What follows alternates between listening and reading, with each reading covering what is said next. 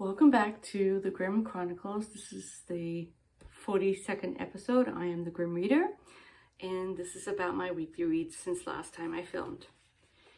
First off, I'm really just involved in two books right now. I'm listening to David Copperfield, and I'm reading Anthony Trollope, which is an interesting thing to be doing, to read them side by side. First, a little bit about Copperfield, just kind of off the cuff. I haven't written anything down because I'm too busy.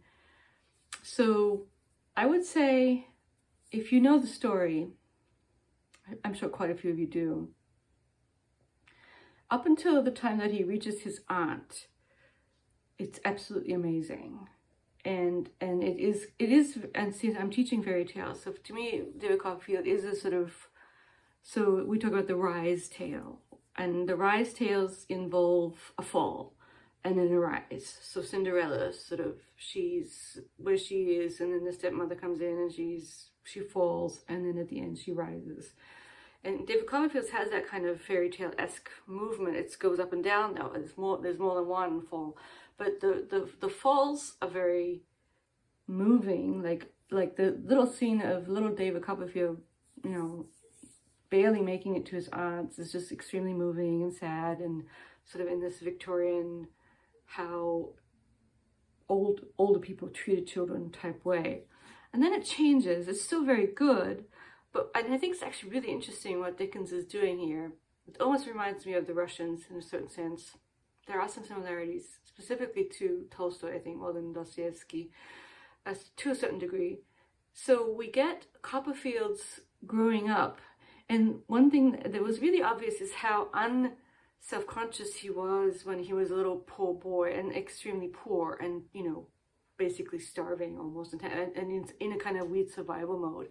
He was oblivious to how other people treated him, whether it be, they were sort of, and you could sort of tell, sometimes he does give descriptions of how they treat him, and you can tell that they're kind of a little bit, they don't know what to make of this little man, why is he in there trying to buy food? And that all changes when he grows up. He becomes a sort of more typical, perhaps even more than typical. He's extremely self-conscious to an annoying degree. And this is a very weird comparison, but it kind of reminded me a little bit of Knausgard. I mean, the way it's just about him, and it is his story, and it is a Bildungsroman, and there's autobiographical parts, but it's really well done. And we see him being self-conscious in a very middle-class way, in a very almost bourgeois way, because he's been living with his aunt, and she has money, and they're fairly well off, and she loves him and gives him the money. She's very odd. She's a funny eccentric. Dickens is very good at the eccentric. And, Mr. Dick, basically, he has mental issues, and he lives with them, and how they all respond to him and treat him is very interesting. Depiction of how Victorians dealt with people who, had different mental abilities. And that's all very interesting, I think. But it does change to a sort of more bourgeois depiction of life, and him going to the courts, the commons, and working hard, and the aunt having to raise a lot, or give him a lot of money to be able to do what he's doing, get this apprenticeship, this type of learning that he's involved with. And he's very, very, almost to a point, almost annoyingly self-conscious about, in the way that he wasn't when he was poor, which I think is the whole point, is that when you're that poor and that into survival mode, you don't care. But when you're, when you have the luxury to care, so to speak, it becomes kind of obvious. And I think that's one thing that Dickens is doing. And so what he's also doing is he's showing us how self-conscious he is on the one hand, and how completely oblivious to certain people in his surroundings he is. He's sort of the Uriah Heep kind of turning into the villain is coming up. And then, of course, Agnes, the very sort of self-effacing daughter of his Wakefield, who he lives with Wakefield. He lives in their house and goes to the school of Dr. Strong. That's right. And Dr. Strong's married to this young woman who's obviously in love with someone else. Anyway, but Wakefield and the father and the daughter, and of course Wakefield's going to be taken advantage of by Uriah Heep. Anyway, but Agnes is obviously in love with Copperfield pretty early on, and Copperfield is annoyingly sort of friend zoning her and saying things about how she's an angel and she's his sister, and and you could just tell that Agnes is like, come on, I'm right here, you know, marry me. and of course the main love interest right now is Dora, and she's basically not interesting at all. She's a cliche, you know, like she's very annoying. She's very effeminate, and her lack of seriousness. But I think Dickens they're doing something with his obsession with this woman who's basically unable to endure anything to do with real life. And of course, what happens is that David is now going through another fall, and so yeah, stuff's happening with Dora, and his eyes are still not open to her. And it reminds me a little bit of Lavigne's infatuation, but then later marriage to Kitty. But Kitty's not really a Dora. I mean, she has Dora aspects, I guess, but then there's that wonderful scene where she goes and helps the sick person, and she kind of becomes very Agnes-like, so to speak, in a, you know, shorthand way of describing how she changes. But this obsession with the super impractical and pretty, and the stupid dog. Oh, that dog. Sorry, I'm not a dog person, and I'm certainly not a little yippa yappa dog. So what's his name? Yip Jip. And she's also basically mistreating him all the time, and he finds it adorable. It's just so annoying. The whole Dora thing is kind of moving it away from 5-starsness, even though I still think he's doing something with that is very interesting. So I would call Dickens he's a really good storyteller. So he's not really Tolstoy. He's not the greatest Tolstoy, in my opinion. I mean, but he is good at telling a yarn, at telling a story, at getting you involved at the level of plot, a character. And in that sense, another weird comparison, he kind of reminds me of someone like Stephen King, who just pulls you forward through these stories that he sets up. And that's what Dickens is. He's a good storyteller, and he's telling a really good story, a very long story. And but I'm still invested. I still love listening to it, and it's sort of like I want to listen to it. It's like the serialness of it too is part of the allure. I really think if he were around now, he would be doing TV shows. You know, I don't know if he'd be writing these books. And then we move on to Trollope. So, you know, a little bit, I don't know if the years when this is published a little bit later. I think this is the 60s, and Copperfield was earlier, I think. Trollope is quite different. And I was reading somewhere that people said that he's not got a plot. But I don't know what the allure of Trollope is, but like right now, I'm on page 188. I didn't make it to 200, and I finally decided who's going to end up with who, which you do very early on in a Trollope. You know who is going to end up with who, but it's okay you kind of slowly read towards how they get to be together. That's part of the mystery, the joy of a Trollope. It's not, and I mean, so not completely. But a little bit, I think Trollope is a little bit like a Victorian Jane Austen. So the depiction of the minutiae of how people interact in a certain scene. It's not it's not fairy tale-esque. It's not Gothic. I mean, Copperfield has elements of the Gothic, or at least it's just more, you know, Penny Dreadfulish in its extremes. And Trollope is not like that. In Trollope, you get a lot of authorial insertions, which I don't mind because it's Trollope. And he reminds me a little bit of Austen, a little bit more, and also of the German writer Theodor Fontane, who's also kind of like that. I mean, from a German perspective, but the outside, the minutiae, the outside of a environment and people, but then also kind of going into the characters, but not Fontane doesn't have as many insertions, although, as I recall, I think he does. See, Fontane wrote Effie Briest, which is sort of up there with, it's the triad of Anna Karenina and Madame Bovary, and then you have Effie Briest. So that'd be an interesting course to teach, adultery. Anyway, I digress. So, still loving it, not getting to it as much as I would like because of my class, which has started, and which just keeps me very, very busy. I mean, even right now, I could be grading.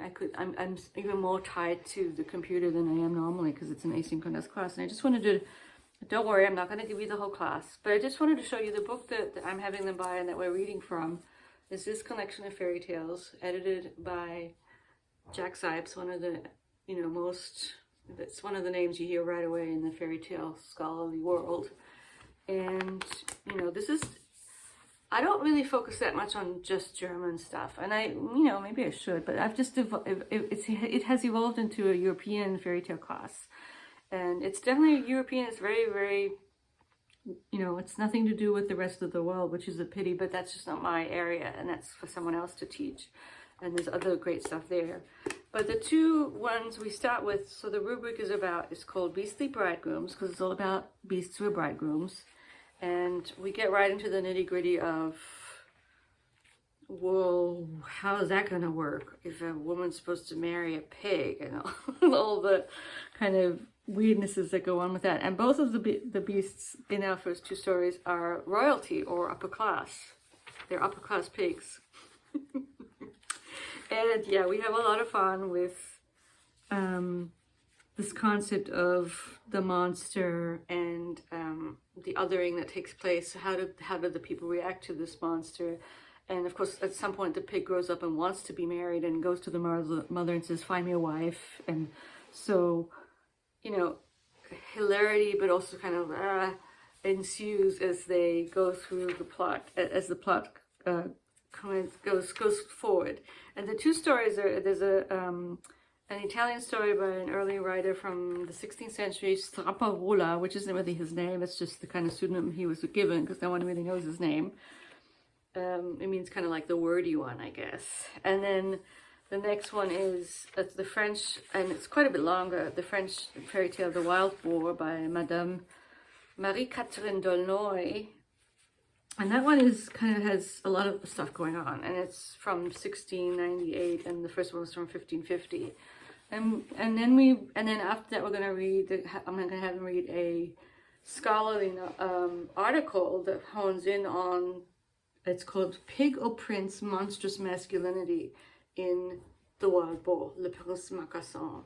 And it's all about, it does have a lot to do with early modernity, the courtly life of someone like the Sun King, Louis XIV, and the sort of extremely evolved and complicated lengths that they all went to be civilized and to think of themselves as civilized people. And it says here, I'm quoting from the article, her tale recounts the adventures of a prince who was born a pig against the backdrop of early modern norms of civility and masculinity. D'Aulnoy's pig prince is indeed a monster. As a prince who ought to have been born graceful in manners and bodily appearance, he is instead quite the opposite. Although attempts are made to repress his animality by clothing and training, his base instincts cannot be so easily conjured from his body. Etc., etc. And so we get into one sort of theoretical text that is sort of in the backdrop of my class is German sociologist Norbert Elias, who wrote a book. There's two parts, and then there's two books basically. But he wrote about this term, the civilizing process, and how it all evolved. That we have bedrooms, and that we don't do everything out in the open, and that we use knives and forks.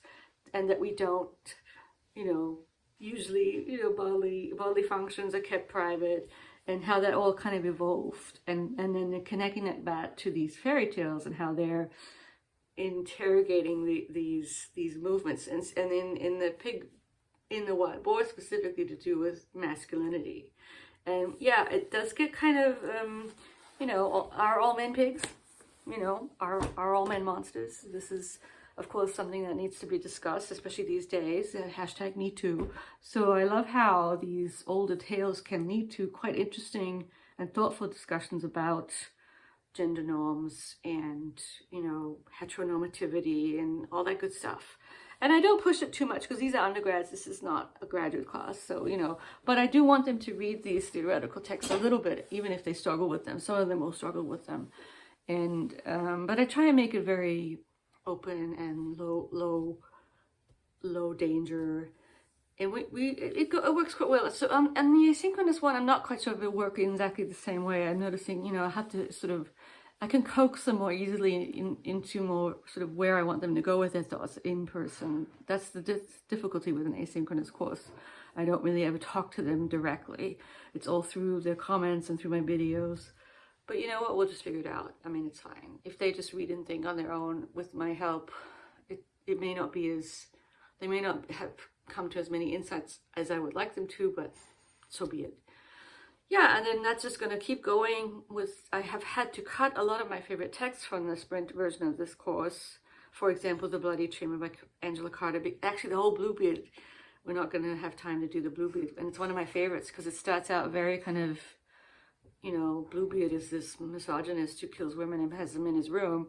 And then it kind of pivots to feminist takes on Bluebeard, which I think is interesting. But anyway, that's cool. That'll be in the spring. Yeah, I think that's about it. Hope everyone's doing well, and onward with the reading. Maybe I'll add something else into the mix. I am thinking about Nonfiction November, but we'll see how things go. Talk to you soon. I hope everyone's doing well. And what do you think about Copperfield or Dickens versus Trollope? Trollope as Austen, Dickens as Stephen King. I mean, who knows? Yeah. Talk to you later. Bye-bye.